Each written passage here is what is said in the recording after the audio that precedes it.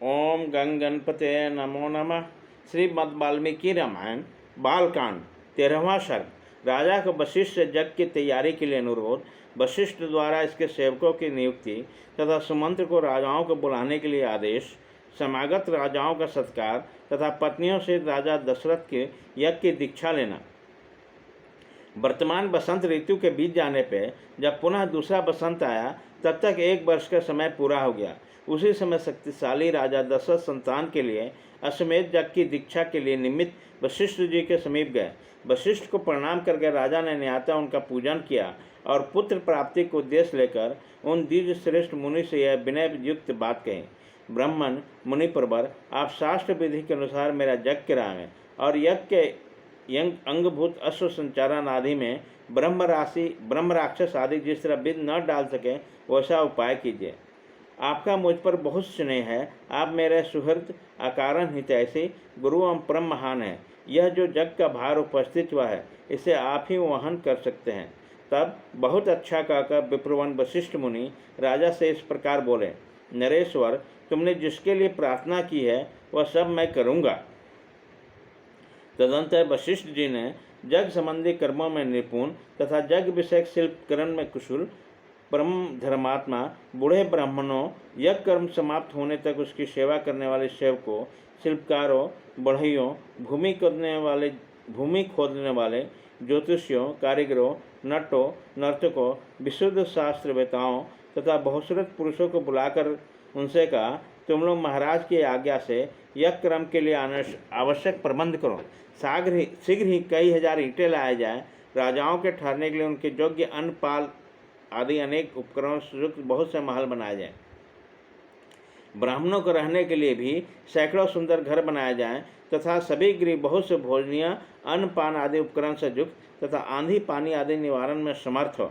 इस तरह पूर्ववासियों के लिए विस्तृत मकान बनने चाहिए। दूर से आए हुए भूपालों के लिए पृथक पृथक महल बनने चाहिए।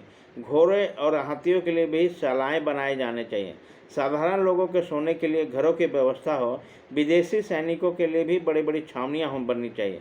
जो घर बनाया जाए उसमें खाने पीने की प्रचुर सामग्री संचित है तथा उसमें सभी मनोवांछित पदार्थ सुलभ रहें तथा नगरवासियों को भी बहुत सुंदर अन्न भोजन के लिए देना चाहिए। वह भी विधिवत सत्कार पूर्वक दिया जाना चाहिए, अवहेलना करके नहीं। ऐसी व्यवस्था होनी चाहिए जिससे सब वर्ण के लोग भली भांति सत्कृत हो, सम्मान प्राप्त हो। काम और क्रोध के वशीभूत होकर किसी का अनादर नहीं करना चाहिए। जो शिल्पी मनुष्य यज्ञ क्रम की आवश्यक तैयारी में लगे रहें उनका तो बड़े छोटे का ख्याल रखकर विशेष रूप से समादर करना चाहिए।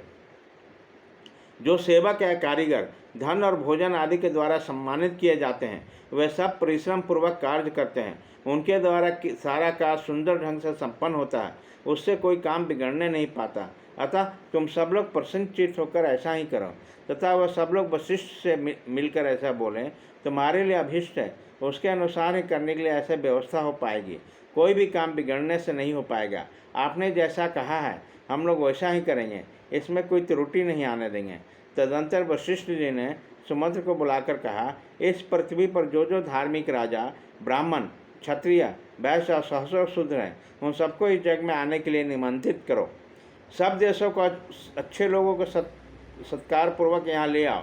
मिथिला के स्वामी सुरभाग, महाभाग जनक सत्यवादी नरेश हैं। उनको अपना पुराना संबंधी जानकर तुम स्वयं ही जाकर उन्हें बड़ा आदर सत्कार के साथ यहाँ ले आओ।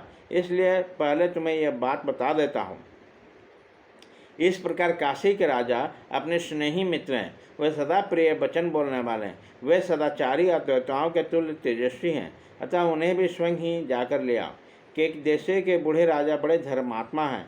वे राज सिंह महाराज दशरथ के ससुर हैं। अतः उन्हें भी पुत्र सहित यहाँ ले आओ। अंग देश के स्वामी महाधनुधर राजा रोमपाद हमारे महाराज के मित्र हैं। अतः उन्हें पुत्र सहित यहाँ सत्कारपूर्वक ले आओ। कौशल्य भानुमान को भी सत्कारपूर्वक ले आओ। मगध देश के राजा प्राप्ति को जो सूरवीर, सर्वशास्त्र विशारद, परम उदार तथा पुरुषों में श्रेष्ठ हैं, स्वयं जाकर सत्कारपूर्वक ले आओ। महाराष्ट्र की आज्ञा लेकर तुम पूर्व देश के श्रेष्ठ नरेशों तथा सिंधु सौवीर एवं सौराष्ट्र देशों के भूपालों के यहाँ आने का निमंत्रण दो। दक्षिण भारत के समस्त नरेशों को भी आमंत्रित करो। इस भूतल पर जो भी नरेश महाराज के प्रति स्नेह रखते हैं उन सबको सेवकों और सगे संबंधियों सहित यथासंभव शीघ्र बुला लो। महाराज की आज्ञा से बड़भागी दूतों द्वारा इन सबके पास बुलावा भेज दो। वशिष्ठ की वचन सुनकर सुमंत्र ने तुरंत ही अच्छे अच्छे पुरुष की राजाओं की बुलाहट के लिए जाने का आदेश दिया। परम बुद्धिमान धर्मात्मा सुमंत्र वशिष्ठ मुनि की आज्ञा से खास राजाओं को बुलाने के लिए स्वयं गए। यज्ञ कर्म की व्यवस्था के लिए जो सेवक नियुक्त किया गया उन सबने आकर उस समय तक यज्ञ संबंध में जो कार्य संपन्न हो गया था उस सबकी सूचना महर्षि वशिष्ठ को दी गई। यह सुनकर विद्युत श्रेष्ठ मुनि बड़े प्रसन्न हुए और उन सबसे बोले, भद्र पुरुषों, किसी को जो कुछ देना हो या उसे अवहेलना या अनादरपूर्वक नहीं देना चाहिए, क्योंकि अनादरपूर्वक दिया हुआ दान दाता को नष्ट कर देता है, इसमें संचय नहीं है। तदंतर कुछ दिनों के बाद राजा लोग महाराज दशरथ के लिए बहुत से रत्नों का भेंट लेकर अयोध्या में आए। इससे वशिष्ठ जी को बड़ी प्रसन्नता हुई। उन्होंने राजा से कहा, पुरुष सिंह, तुम्हारी आज्ञा से राजा लोग यहाँ आ गए हैं। नृपश्रेष्ठ, मैंने भी यथायोग्य उन सबका सत्कार किया है।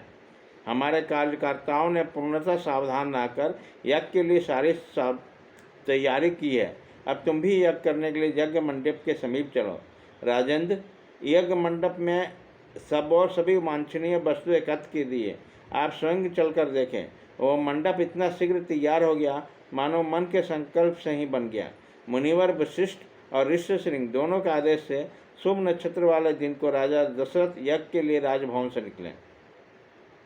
तत्पश्चात वशिष्ठ आदि सभी द्विज श्रेष्ठ द्विजों ने यज्ञ मंडप में जाकर ऋष्यशृंग को आगे आकर शास्त्रोक्त विधि के अनुसार यज्ञ कर्म का आरंभ किया। पत्नियों से श्रीमान ने अवध नरेश ने यज्ञ की दीक्षा ली। इस प्रकार श्री वाल्मीकि निर्मित आर्ष रामायण आदि काव्य में बालकांड में 13वां सर्ग पूरा हुआ।